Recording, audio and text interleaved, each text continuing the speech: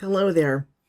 What happens when I start saying, let's try to talk about balancing work and personal life? Do you kind of get quiet and start laughing too? Because that's kind of the way I feel often when this happens. And I kind of think to myself, gosh, from over 30 years of doing this in the business of floral and weddings and retail, everything, is that possible? Well, I think it is. So today I wanted to talk about that with you in this episode. And it's such an important topic because it's something that we deal with day in and day out as entrepreneurs and small business owners, right?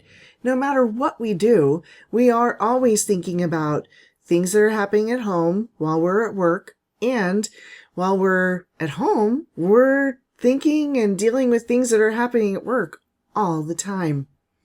And it's a topic that comes up often with a lot of my clients too. It's basically, we're going to talk about some of the challenges that we deal with and some strategies with balancing that, and how you can overcome some of the roadblocks that come up. And you know me, right? I'm always about the possibilities, and I'm always about the opportunities that we have to continue to have business work for us so that we can be who we want to be and we can enjoy our lives. It's really important, don't you think? So first, let's talk about some of the common challenges that we have. The first one that comes to mind all the time is long hours. We work long hours, especially during peak holidays and weddings or event seasons, and it can be difficult to find time for other activities outside of work. When I look back, my life was so different from the moment that I bought a shop until the moment that I closed everything in 2020. And my life forever changed because I was a social being. I was the one that was planning things, getting people together. And at the time I bought the shops too, I was single. So life was fun and I had plenty of energy and I was able to do things. But fast did I realize that I needed to be there. All the hours that the shop was open, I was the one that got to take care of it. And when things needed to get done, and when it came down to the wire to get something created and out the door or created and set up, it was on me. And so long hours were a part of the job. What about the stress? Oh boy, it's fast-paced and high pressure with tight deadlines and high expectations from our clients. Boy, can that make your blood pressure rise. And we get stressed and we burn out often. Another one of the things I realized too is there's a lack of separation between our work life and our personal life because it all just kind of intertwines. Right? When you come home, can you really stop thinking about what's going on at work? Or if you get this text and all of a sudden your life completely changes because someone's texted you. I mean, literally, what you were on your way to go do sometimes can get completely derailed and pointed in another direction. So we have that feeling of guilt and shame and stress that can really kind of seep in when that happens. Another one is the physical demands that this business takes on us. And boy, have I felt that. From weak ankles, turned ankles, to broken limbs, to frozen shoulder, to neck and low back issues. All of those things have come about from the years that I worked so hard in my business. And I'll be honest, I didn't really take good care of myself. The ultimate goal was to get things done. The ultimate thing was to make sure that everything I finished out was done for the client, because it was all about the client, right? And sometimes I would put that above myself, which I'm not saying that is the way to go. I'm not. I'm definitely saying that there's got to be a balance. You can also have challenges in being able to delegate tasks. That can be really difficult, right? You get to trust others to take care of your business. And when you don't, it can lead to overworking and really bringing up that lack of work-life balance. I can remember hiring some of my first employees outside of my mom and I working together and realizing that someone was going to start doing some of the daily design work that was going out of my retail shop. And that was difficult for me to just give up. And I was like, okay, one day I was like, why am I making it so difficult? Does she design well? Yes. Does she understand and can she grasp what my brand style is that's going out the door? Yes.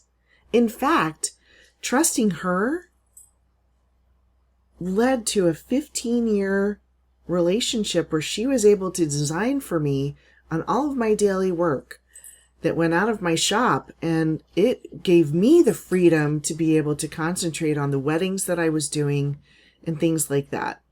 So I want you to be able to realize the importance of recognizing the challenges that are coming up and how do we take proactive steps to address them. It can be challenging, but with proper planning and prioritization, it is possible to maintain a more healthy balance. So one of the first things that I think that come to mind is you get to set clear boundaries and prioritize your self-care, because no one else will do that for you. It's not going to just show up one day and be like, yes, you've taken great care of yourself, you've prioritized. There isn't that person that's doing that. You get to do that. You get to say, okay, what is my boundary around this? Am I going to open this up at night? Or when the day is over, do I do it? Or do some people I know have even taken email off of their phone? Now that is a big step. I don't think I would do that yet. But I said yet because who knows? I might get to that point. Think about the boundaries that you have. And have you created any boundaries between work and personal life? Some of you even have studios in your home. That is an even more difficult thing to be able to delineate. Okay, when is it that separates? Sometimes it's easier when you're going to a separate place because when you're at a different location, you can close that door and then walk into a new door where it comes family time. Being able to stay organized or using some time management techniques are really good. Sometimes I've thought about, and I've talked about with some of my clients about what's necessary. Is everything that you're doing necessary? Is it necessary for you to have to make that decision right now, or can it wait? What would change if you didn't deal with that right this moment? Sometimes we talk ourselves into, okay, well, it's going to give me less stress because it's going to be off my mind. Well, if you hadn't checked it in the first place, would you still be feeling that way? I know these things are like, oh, ouch. I don't know if I really want to hear this today, but I can tell you, I still need to hear it. I still get to hear these things and figure out what's better for me. One of the biggest things you can do is start delegating tasks and outsourcing some work. I know some of you are probably like, wearing all the hats, right? And you're doing everything yourself. And you're like, okay, Christy, that's easy for you to say. You've had employees and everything else. Well, there was a time where I didn't. Yes, my mom was one of my business partners and she helped me out a lot, but I pretty much ran the business for the first 10 years by myself. So there are things that you can delegate and there are things that you can outsource. If you're by yourself, you can outsource, certainly. There are some things that are great that, for instance, you could do bookkeeping. Someone could do the bookkeeping for you. I know that there are people out there that will do a bookkeeping job for 5 hours a month. It is such a great way to look at places where you can find extra help. I know I refer a lot to of my clients, especially when they're looking to outsource certain jobs, to look at hiremymom.com. And it's a resource site where you can advertise for jobs, and a lot of stay-at-home moms are in a place where they're like, I would love to have some kind of remote work that I could do on the side. And they do a great job. And so you can find somebody there. There's just so many things that you can outsource. You can outsource some of the administrative work that you have to do. And then start delegating some tasks. There's nothing more important than starting to take the systems and procedures that you're doing on a day-to-day basis and start recording what you're doing and how you're doing it. Because when you do grow and you add more people, one of the biggest things you have to do is figure out, what am I going to give them to do? And do I have enough time to train them? And what if you didn't have enough time to train them? If you had already put some of this into effect, the training would be really close to being ready to go, showing them how to do it. What is your procedure for doing it? So it's really a key way to reduce some of your work overload. And then one of the next things is, and this one's a biggie too, is having difficulty saying no to work-related requests. And so say it with me. No. Say the word again. No. No, thank you. Or someone calls and is just like, I've been trying to get a hold of you. I think you would be the best person to be able to do this. And I'd love to have your help with this. And then you realize, oh my gosh, this is on a weekend where I have all these other things going on, all these other events. Can I add that to it? You don't want to say no to that person because you're afraid that they're not going to call you back again. But what if you did say no?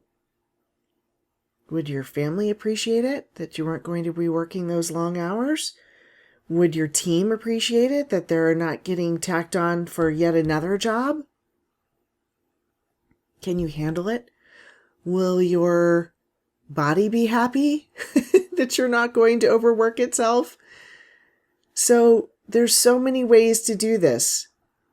And I just want you to think outside the box of all the ways that you can start to just give yourself a break and realize that there's so much that you have in you to just be able to separate out some of what you're doing. So I want you to think about, how can I set some boundaries? How can I say no? How can I delegate? How can I make my load easier on myself, my mental state, my physical state, any of that? How can I do that so that I can enjoy what I'm doing longer? And I want to encourage you to find some strategies that work for you.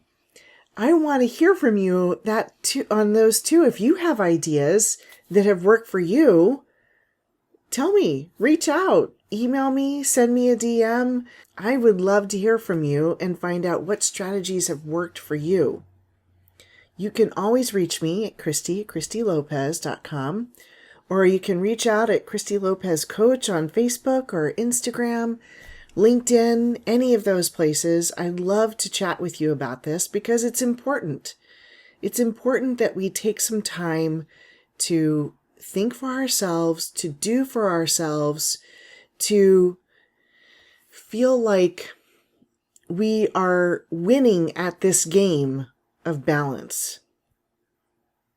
And I believe it's possible. And I also had times where it didn't work. But I always was able to get back up and find a different way. And I want to challenge you to find a different way today, too. That's all I have for this episode. I look forward to seeing you next time.